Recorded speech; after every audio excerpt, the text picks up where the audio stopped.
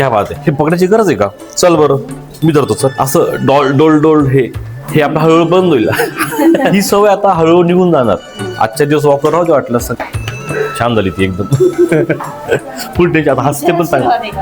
आशीर्वाद माझे नाही, ह्या बाबांचे. तुमचा मुलगा खूप चांगले प्रश्न विचारले, मग सगळी माहिती जाणून घेतली. रोबोट कसं काम करतो, कुठले इम्प्लांट वापरणार. हुशार तुमचा मुलगा. तुम्ही पूर्ण बरे होणार. ज्या पेशंटच्या अंगाला आम्ही नाईफ लावतो, ब्लेड लावतो, ती माझी जबाबदारी होती. जे मी कापले ते हील करणं माझं काम आहे.